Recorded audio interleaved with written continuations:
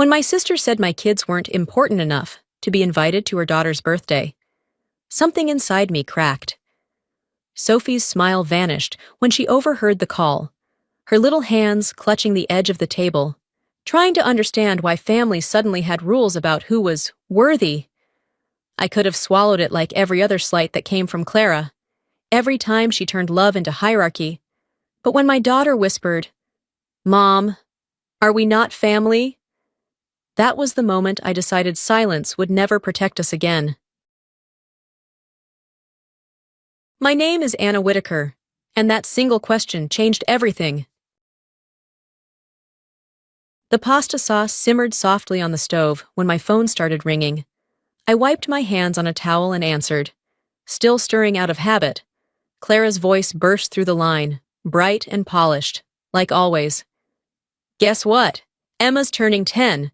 We're hosting her party at the Dunes Resort, the one with the private pool and live DJ. It's going to be the event of the summer." I smiled without thinking. "That sounds amazing. Sophie's been counting the days. She can't wait to see Emma again." A pause, just long enough to make my stomach tighten.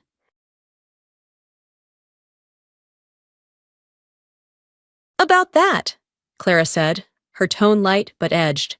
"We're keeping it small this year, mostly school friends and a few close families. You know how these things go." I stopped stirring. "What things?" She hesitated again. "Well, we want the party to feel a little more grown up. Your kids might not fit the vibe.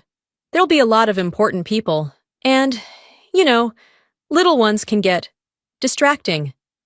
For a moment, all I could hear was the gentle bubble of the sauce.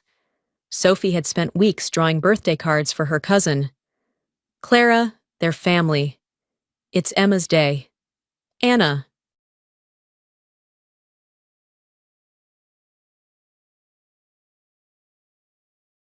She deserves her own moment. I drew in a breath. If my children aren't welcome, then neither am I. "Oh, don't be dramatic. Mom's going to be disappointed if you make this a thing." "Then she can be disappointed," I said quietly. "I'm not showing up to a place where my kids aren't wanted." When I hung up, the kitchen smelled of oregano and garlic, but everything tasted bitter. Michael came in, loosening his tie. "What happened?" I forced a small smile.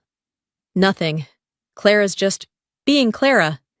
But inside me, something hairline and hidden had begun to crack, and I knew it wouldn't stay small for long.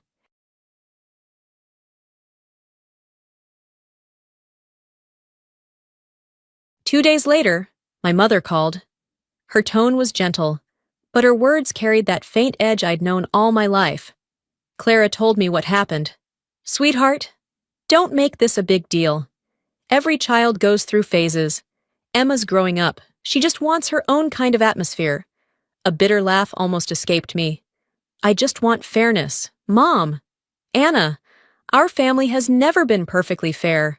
Don't let something small ruin the peace." "Something small? You said that when Clara took credit for my design in high school. Now you're saying it again when she excludes my children."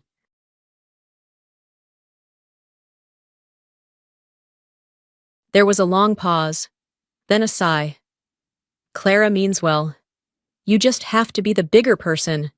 When the call ended, I felt exactly as I had at 14, once again being told to understand instead of being protected. That night, I told Michael. He listened without interrupting, his face unreadable. "Ethan Morton is still her husband, right?" I nodded. Riverlight's still trying to secure funding for that Riverside project. "You said Whitestone Group is backing it, didn't you?" He gave a small nod. "Do you know anyone there?" I asked. He looked at me for a long moment, then said quietly, "Not just anyone. I'm one of the people who approve the deals." My breath caught. "You're a shareholder?" "Of the entire group. I just keep it quiet.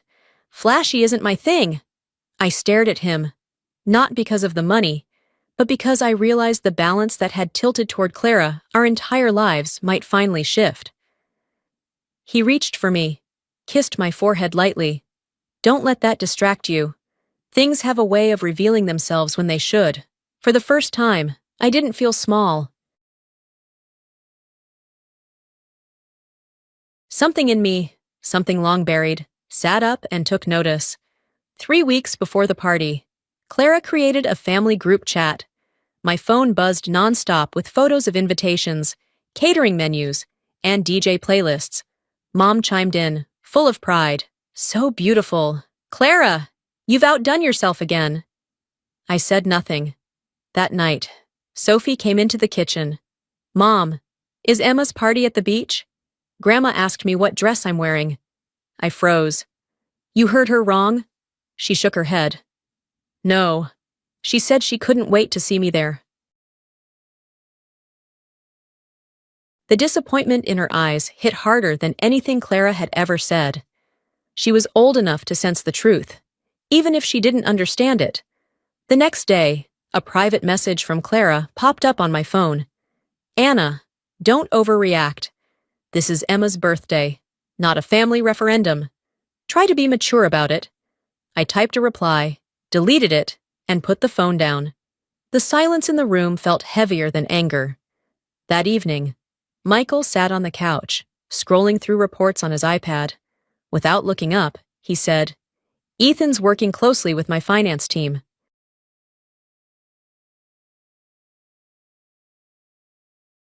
They're sending over the final proposal next week. What are you going to say to them? He looked up then, eyes steady. That depends on how his family chooses to treat mine. He turned back to his screen, calm as ever, but the air shifted around us. I realized he wasn't talking about business anymore. I watched him, caught between fear and gratitude, because while I'd spent years learning to swallow my pride, my husband was already preparing to defend it.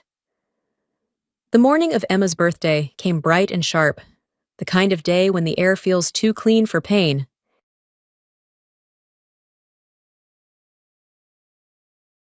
I woke early, made pancakes, and pretended this Saturday was no different from any other. Noah's cheeks were sticky with syrup when he asked where we were going. I told him the botanical gardens at Middleton Place. There were ducks and fountains and sunlight on the lake. It would be our own celebration, a softer one. Middleton had always been a refuge. I once helped design a part of its grounds, believing patience could make anything bloom. Maybe that's why I kept believing the same about people. Sophie slipped her hand into mine as we walked under the oaks.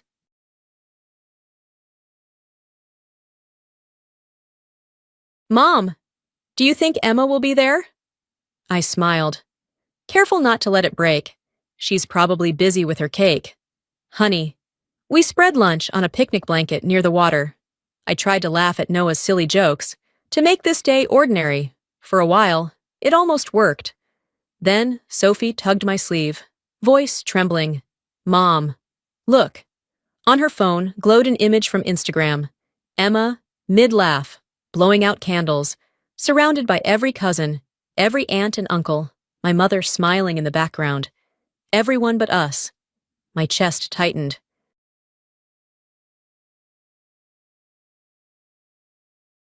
Where did you get that? Grandma called yesterday. Sophie whispered. She asked what dress I was wearing to the beach. I thought maybe you changed your mind. I couldn't speak.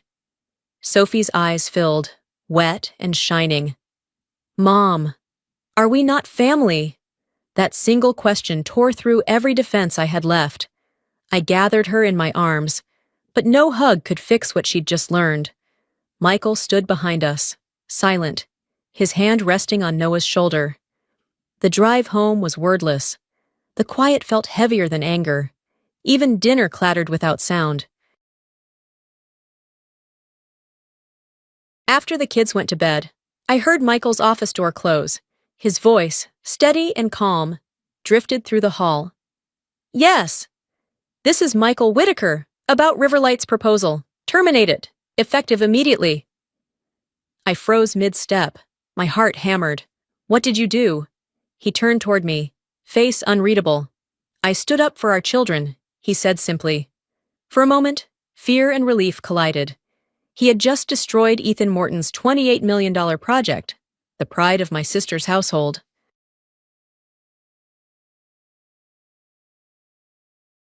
And yet, deep down, I felt something fierce. Gratitude that someone had finally refused to let them treat our children as invisible. The next morning, the world caught fire.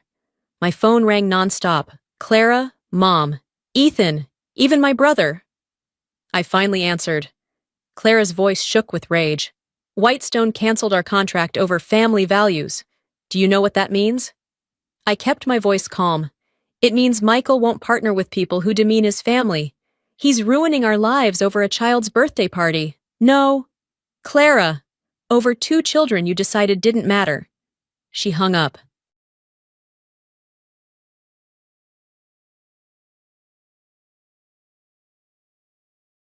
Moments later, Mom called, trembling with fury. Anna, you've destroyed this family. Ethan's in crisis. Clara's a wreck. Do you realize what you've done? I didn't do anything. Mom, I just stopped pretending silence was noble. You don't mix business with family, and they don't get to mix cruelty with it, either. By afternoon, the story had exploded online. Whitestone Group withdraws $28 deal, citing family ethics concerns. Headlines speculated about a hidden feud. A photo of Clara smiling stiffly at a charity gala spread across the screen beneath the caption, "From birthday bash to business collapse." When Michael came home that night, I asked, "Don't you think this went too far?" He loosened his tie. Unbothered. "I don't do business with people who hurt my kids. Compromise is the worst lesson a parent can teach." He walked past me, paused at Sophie's door, and looked in. "I'm not angry," he murmured. "I just want them to know they're worth defending." A shiver ran through me, part awe, part fear. Justice had a way of burning brighter than we intended. Later, as I turned off the lights, my phone buzzed again. A text from an unknown number. "Tell your husband to fix this before it ruins you too." No name, just the warning glowing cold against the dark. And in that moment, I understood.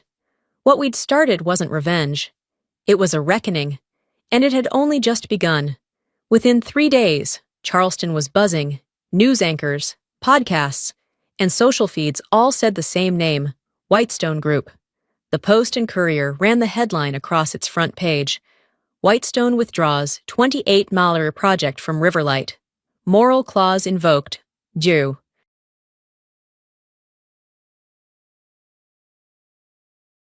People speculated about a hidden feud within Charleston's elite, whispering about the mysterious power behind the decision.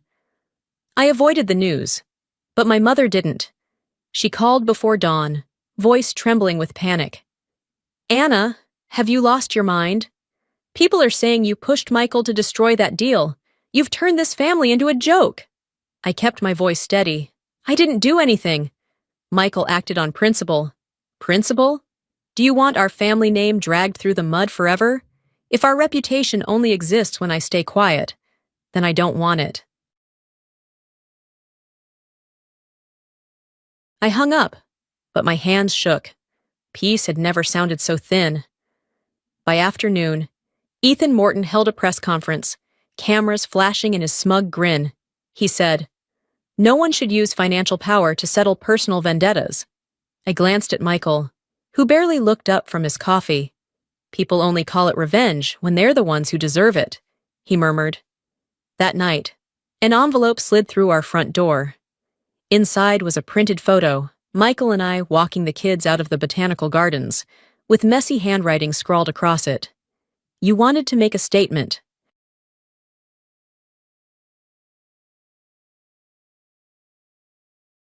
"Now we'll make one too." I locked the door, heart pounding. This wasn't family anymore. It was war. The next morning, at work, a colleague leaned toward me. "Someone emailed the board anonymously. They said you used your husband's position to take down Riverlight." My throat dried. "Are you okay?" she asked softly. "I'm fine. I just need air." Outside, I stood in the small garden behind the office, among the trees I'd planted. The wind stirred the leaves, and I wondered if this was justice, or just the first time I'd refused to bow.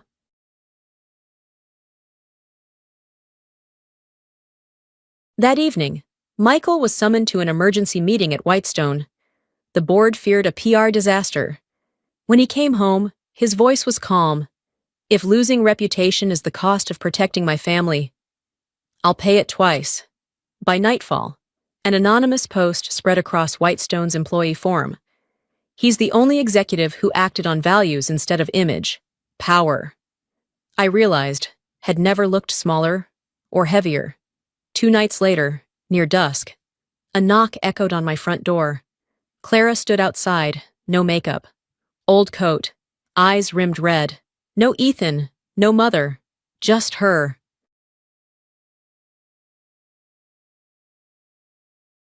She asked for a few minutes. "You can hate me if you want," she said quietly. "But I can't stand Emma asking why Sophie doesn't like her anymore." I stared. "You didn't think of that when you cut them out?" Clara's voice cracked. "I thought if Sophie and Noah weren't there, Emma would shine for once. Everyone praised your kids. How polite, how perfect. I got jealous. I lied. Emma didn't want to exclude them. I did. For a long moment, I said nothing. The pride that had always wrapped around her like armor was gone. "I didn't come to beg over the deal," she whispered. "I came to apologize to your children. Don't apologize to me. They're the ones who were hurt." Footsteps came down the stairs. Michael's voice was calm, sharp as glass. "Forgiveness is free. Trust isn't." Clara nodded, tears trembling. "When you canceled the contract, I thought you were cruel. Now I see you just gave me what I earned." She turned to leave, then paused at the doorway. "Thank you for not teaching your kids to hate us." The next morning, Emma arrived at my porch with a crayon drawing, 3 children holding hands under a yellow sun.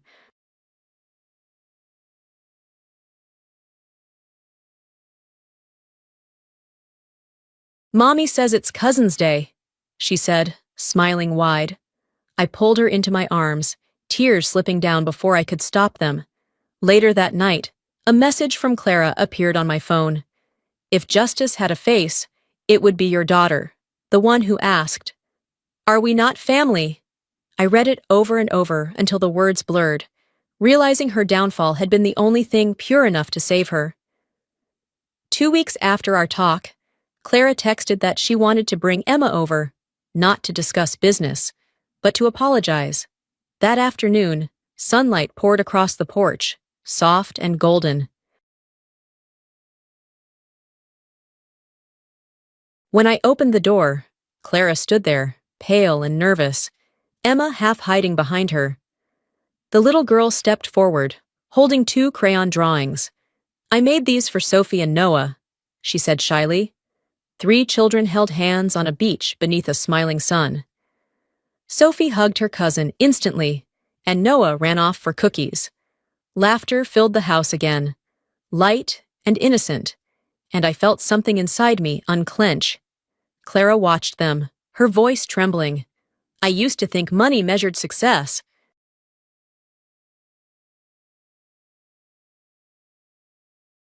But seeing my daughter happy just to hold her cousins again, I finally understand what real loss feels like. Michael brought her tea. "Whitestone never lost anything," he said. "We just stopped working with people who forgot their values." Clara nodded, eyes wet. "You've taught this family a lesson no school could." We sat in silence, the wind quiet outside. When they left, Emma ran back and whispered, "Aunt Anna, Mommy says today is our new birthday, the day we became sisters again." I hugged her, smiling. "Maybe it is." A month later, the noise finally died down.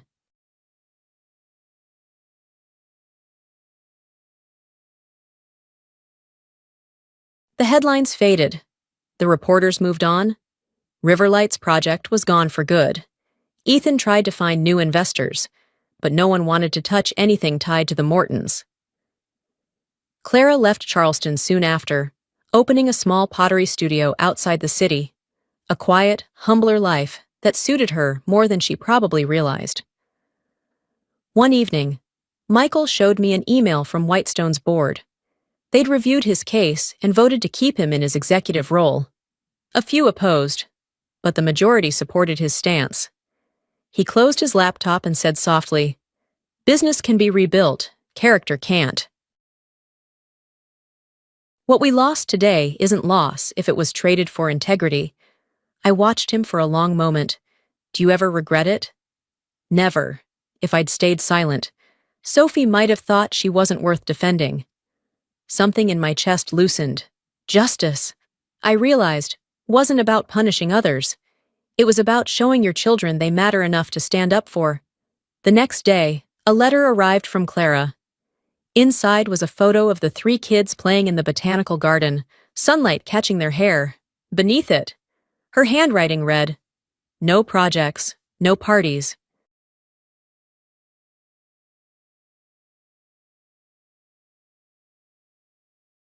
Just the one thing we should have protected from the start.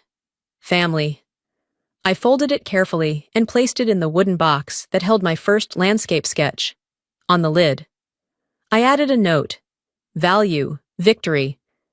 That afternoon, Michael received a call from a New York investor impressed by his conviction. "We need men who don't bend for convenience," the voice said. Michael smiled. "I'm not looking for reputation," he replied.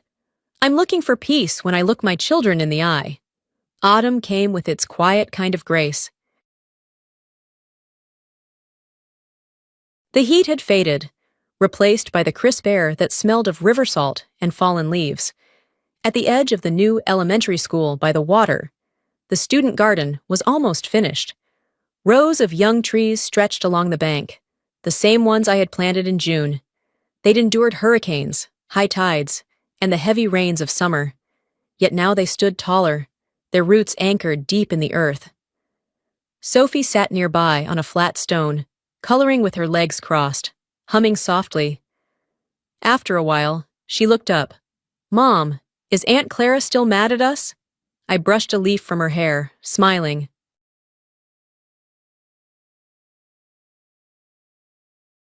"Maybe," I said. "But anger isn't what matters, sweetheart. What matters is that we keep choosing kindness, even when others forget how." She nodded. Thoughtful. "Emma told me she wants to learn to plant trees like you." I looked toward the river, sunlight glinting over the rippling surface. "That's good. The world needs more people who know how to replant what others have torn out." The wind swept through the field, carrying the scent of damp earth and grass. Sophie slipped her small hand into mine, and we stood watching the trees sway, bending, never breaking. And as I watched them, I thought about how life works the same way. Storms will come, roots will be tested, but the ones that grow deep never fall. What began with hurt ended with strength, dignity, and the quiet power of choosing grace.